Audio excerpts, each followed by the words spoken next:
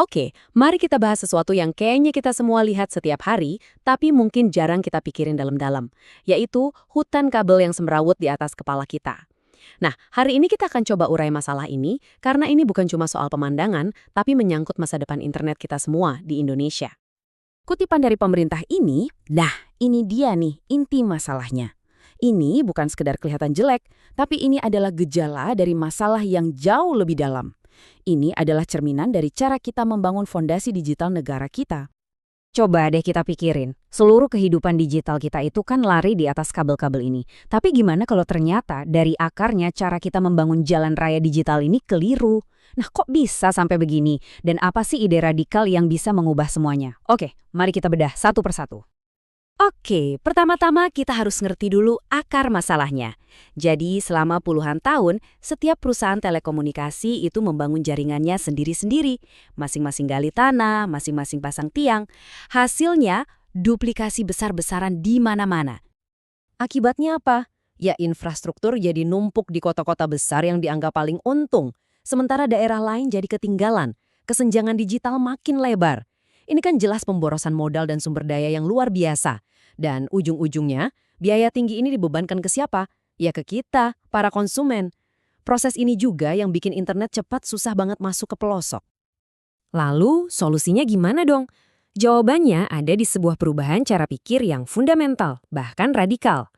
Gimana kalau infrastruktur fisik internet ini kita perlakukan seperti fasilitas umum? Anggap aja kayak jalan raya atau jaringan listrik yang dibangun sekali untuk bisa dipakai rame-rame. Ide ini berdiri di atas 3 konsep kunci. Yang pertama itu konsep akses terbuka atau open access. Gampangnya gini deh, bayangin ada jalan tol. Dengan konsep ini, jalan tol itu bisa dipakai oleh perusahaan logistik manapun, asal memenuhi syarat. Jadi nggak ada lagi ceritanya setiap perusahaan harus bangun jalan tol sendiri-sendiri. Adil kan?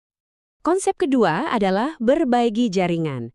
Ini artinya para operator telekomunikasi itu kerja bareng. Mereka bisa patungan pakai menara yang sama, atau bahkan berbagi peralatan teknis lainnya. Tujuannya jelas, hemat biaya dan penyebaran jaringan jadi lebih cepat.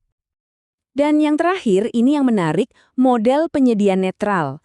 Jadi ada satu perusahaan pihak ketiga yang tugasnya spesifik, yaitu membangun dan mengelola infrastruktur untuk disewakan ke semua operator. Kata kuncinya di sini adalah netral. Mereka nggak memihak, jadi semua operator bisa bersaing secara sehat di level layanan. Oke, jadi dalam prakteknya perubahan ini kelihatannya seperti apa sih? Intinya kita pindah dari sistem yang sekarang yang serba tertutup dan sendiri-sendiri ke sebuah sistem baru yang lebih terbuka dan berlapis-lapis. Nah, di sini kita bisa lihat perbedaannya. Di model lama yang vertikal, satu perusahaan menguasai semuanya, dari kabel di bawah tanah sampai paket data yang kita beli. Ini bikin pemain baru susah banget masuk. Di model baru yang horizontal, perannya dibagi-bagi. Ada yang fokus bangun fisik, ada yang fokus kelola jaringan, dan ada banyak yang fokus jualan layanan. Persaingannya jadi pindah, bukan lagi adu ganya kabel, tapi adu bagus layanan dan harga. Struktur barunya bisa kita bayangkan begini. Ada lapisan pertama, kita sebut aja pembangun jalan, yang tugasnya cuma bangun dan merawat aset fisik. Lalu lapisan kedua, manajer lalu lintas, mereka menyewa jalan itu dan mengatur lalu lintas datanya, lalu menjual kapasitasnya secara grosir. Baru di lapisan paling atas, ada banyak sekali penyedia layanan yang bersaing menawarkan paket internet terbaik langsung ke kita sebagai konsumen. Dan ini semua bukan cuma teori di atas kertas loh. Di berbagai belahan dunia, model ini sudah terbukti berhasil. Coba kita lihat beberapa contohnya. Ambil contoh Singapura. Di sana, pemerintahnya tegas, mereka benar-benar memisahkan peran perusahaan. Ada yang khusus bangun infrastruktur, ada yang khusus operasikan jaringan, dan ada banyak banget yang fokus jualan layanan. Hasilnya, lebih dari 95% negara tercover fiber optik super cepat. Beda lagi dengan Swedia. Di sana, banyak pemerintah daerahnya yang proaktif. Mereka turun tangan membangun jaringan fiber sendiri. Jaringan ini kemudian dibuka, boleh disewa oleh penyedia internet manapun. Ini memicu persaingan yang sehat banget, dan akhirnya harga untuk konsulen jadi sangat kompetitif. Lalu ada Meksiko. Mereka membuat satu jaringan 4G nasional yang sifatnya grosir. Artinya, operator-operator baru nggak perlu lagi pusing bangun menara dari nol di seluruh negeri. Mereka tinggal sewa kapasitas aja. Cara ini terbukti drastis mempercepat penyebaran 4G, terutama ke daerah-daerah yang tadinya nggak terjangkau. Nah, pertanyaannya sekarang, bagaimana Indonesia bisa mengadopsi pelajaran-pelajaran berharga ini? Kuncinya adalah merancang sebuah kerangka kerja yang pas dengan tantangan unik yang kita hadapi di sini.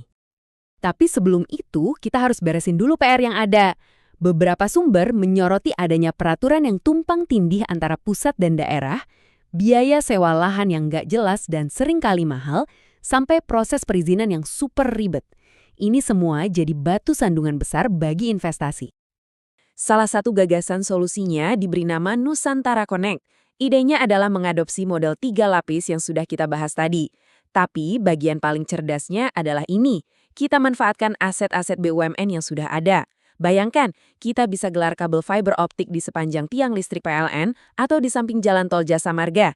Ini bisa jadi jalan pintas untuk membangun jalan raya digital kita dengan lebih cepat dan jauh lebih murah. Pada akhirnya, semua diskusi soal kabel dan regulasi ini tujuannya cuma satu. Ini bukan sekedar proyek infrastruktur, tapi ini tentang membuka gerbang masa depan yang lebih baik bagi setiap warga negara Indonesia. Lalu apa sih target konkretnya? Ini dia.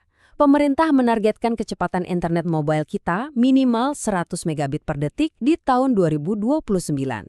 Angka ini bukan cuma target biasa, ini lompatan besar. Dan bisa dibilang, cara paling efisien dan paling cepat untuk sampai ke sana adalah lewat infrastruktur yang dibangun bersama-sama.